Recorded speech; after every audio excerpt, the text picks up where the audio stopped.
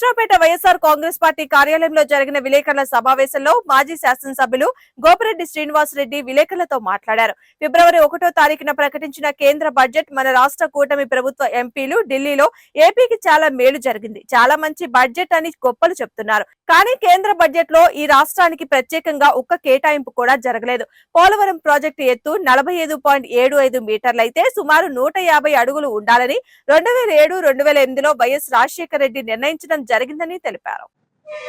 Power generation పూర్తిగా power project అనేది పూర్తిగా ఉపయోగం లేకుండా ఈ రాష్ట్రానికి ఉంటుంది అనేది ఈరోజు మనం తెలుసుకోవాల్సిన విషయం, ప్రజలందరూ కూడా తెలుసుకోవాల్సిన విషయం. అంటే మన రాష్ట్రానికి జీవనాడి అని చెప్పుకుంటున్న పోలవరం ప్రాజెక్టు ఈరోజు నీరుగార్చే కార్యక్రమం చేశారు ఈ కూటమి దగ్గర.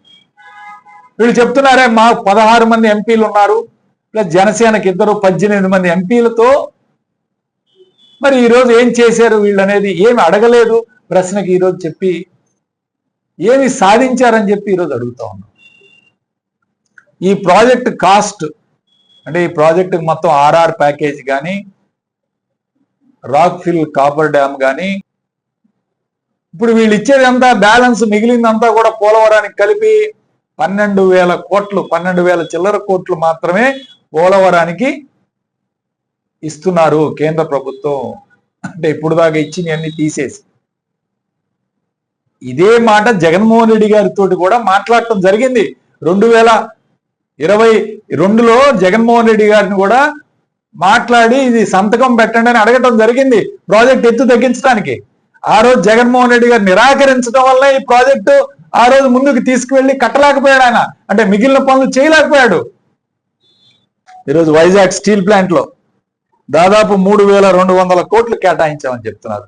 ఈ రోజే పేపర్ చూడండి. వైజాగ్ స్టీల్ ప్లాంట్ లో దాదాపు 1,500 మంది ఉద్యోగస్తులు విఆర్ఎస్ తీసుకున్నారు ఈరోజు మీరేం చేస్తున్నారు? వైజాగ్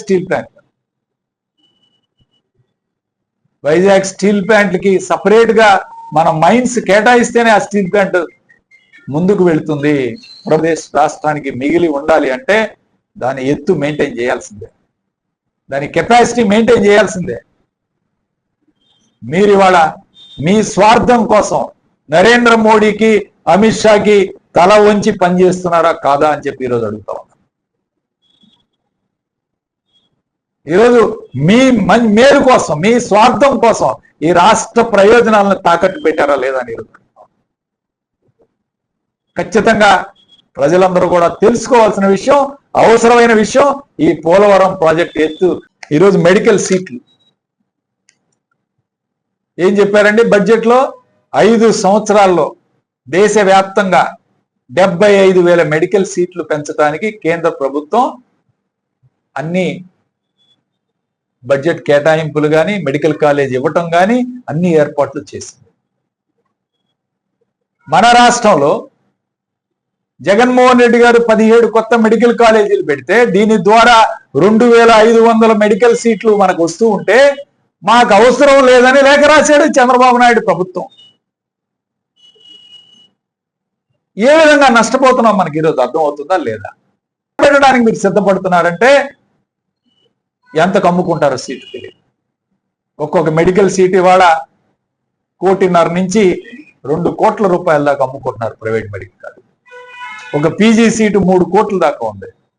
ఇవాళ అమ్ముకోవటానికి వాళ్ళ వ్యాపారాల కోసం ఈరోజు ఇదే మాట ఆ రోజు జగన్మోహన్ రెడ్డి గారు ఒప్పుకున్నట్టయితే ఈరోజు ప్రాజెక్టు మిగిలిన ప్రాజెక్టు కూడా మొదలుపెట్టి కంప్లీట్ చేసేవాడు. రాక్ఫిల్ డ్యాము అట్లానే ఈరోజు చేయాల్సిన డయాఫ్రామ్ అని బడ్జెట్ లో పెట్టడం జరిగిందా లేదా?